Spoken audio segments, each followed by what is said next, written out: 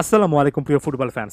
আপনারা নিশ্চয়ই জানেন যে সাম্প্রতিক সময়ে একাধিক ভিডিওতে আমি প্লেয়িং স্টাইল, বিভিন্ন রকমের মিথ, ভুল ব্যাখ্যা এগুলো নিয়ে একটু আলোচনা করতে যাচ্ছি এবং সেটার একটা ধারাবাহিকতায় আজকে আরও একটা গুরুত্বপূর্ণ ব্যাপার নিয়ে আলোচনা করব। একেবারে স্টেট মেইন কন্টেন্টে চলে যাচ্ছি।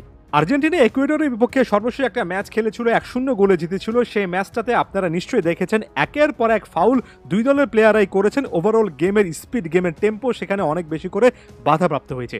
সে ম্যাচটাতে আর্জেন্টিনা 15টা ফাউল করেছিল, ইকুয়েডর 20টা ফাউল করেছিল।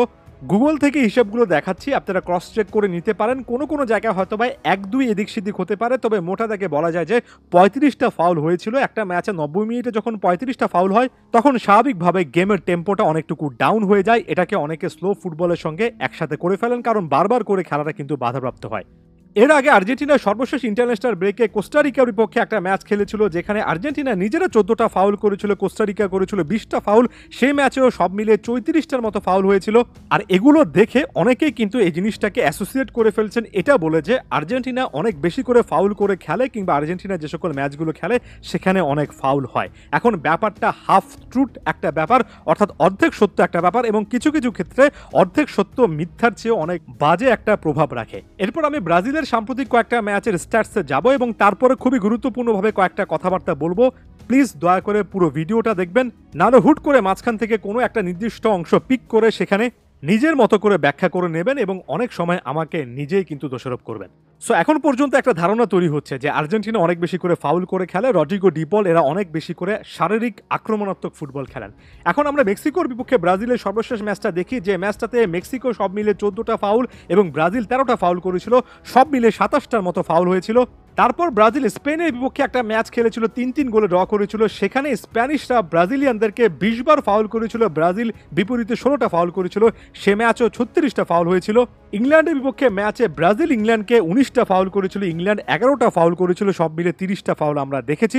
এখানেই শেষ হচ্ছে না, ব্রাজিল এবং আর্জেন্টিনার সর্বশেষ ম্যাচে সব মিলিয়ে গুনে গুনে 42টা ফাউল হয়েছিল, যার মধ্যে 16টা আর্জেন্টিনা করেছে, 26টা ব্রাজিলিয়ান ফুটবলাররা করেছেন। আর্জেন্টিনার 16টার জবাবে সেখানে ব্রাজিলিয়ান ফুটবলারদের 26টা ফাউল ছিল।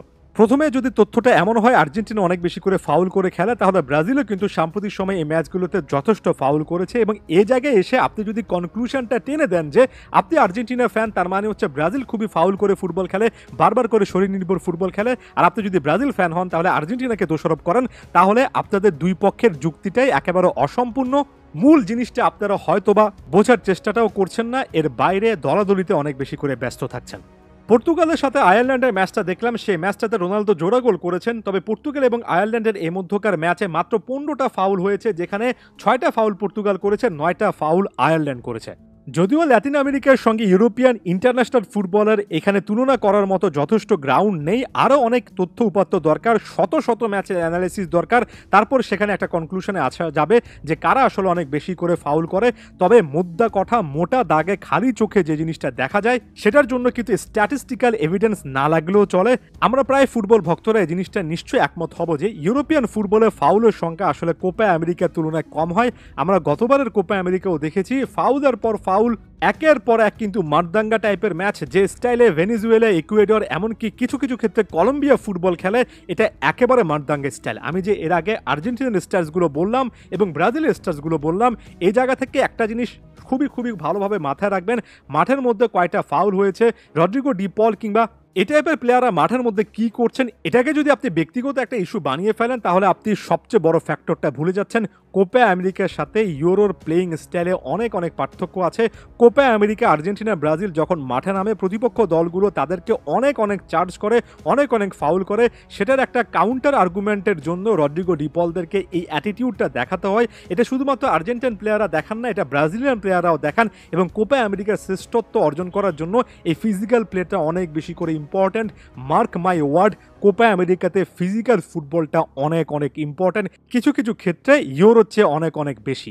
অবশ্যই ইউরোতেও ফিজিক্যাল একটা ফিটনেসের ব্যাপার আছে, স্পিড, হাই স্পিড গেমের কথা বলা আছে, তবে এই জিনিসটা অনেকে ভুলে যান যে এই হাই স্পিডের একটা বড় রকমের জিনিসপত্র কিন্তু এজন্য আসে যে ইউরোপিয়ান দলগুলো আসলে অধিকাংশ ক্ষেত্রেই এমন ডার্টি ফুটবল খেলে না, এমনকি কোচেরাও প্লেয়ারদেরকে বলে দেন তারা যাতে করে প্রতিপক্ষকে চার্জ করে না খেলে নিজেরা নিজেদের সামর্থ্যের সঠিক প্রয়োগ করেন। এবং পার্টিকুলার এই জায়গা থেকে ইউরোপিয়ান স্টাইলের ফুটবলে দেখতে অনেক যে সুন্দর সেটা নিয়ে আমার বিন্দুমাত্র কোনো সন্দেহ নেই।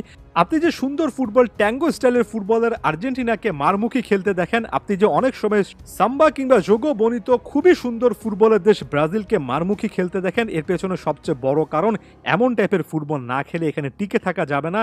এখানে প্রতিপক্ষ অনেক সময় আপনাকে এই জিনিসটা করতে বাধ্য করবেন। তাই আলাদাভাবে আর্জেন্টিনাকে দোষারোপ করতে গেলে, এমনকি ব্রাজিলকে দোষারোপ করতে গেলেও এই ফ্যাক্টরগুলো মাথায় রাখবেন। একই সঙ্গে এই জিনিসটা মাথায় রাখবেন, কোনো একটা ম্যাচের স্ট্যাটস তুলে এনে সামগ্রিক অবস্থা ব্যাখ্যা করা যায় না। আমি যে অল্প কয়েকটা উদাহরণ দিলাম সেটাও কিন্তু সম্পূর্ণ স্ট্যাটিস্টিক্যাল কোনো একটা এভিডেন্স হয়নি, জাস্ট বোঝানোর জন্য দিলাম। ধন্যবাদ সবাইকে।